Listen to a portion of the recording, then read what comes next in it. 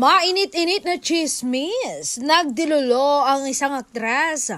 Hindi pala siya ang type ni Donnie.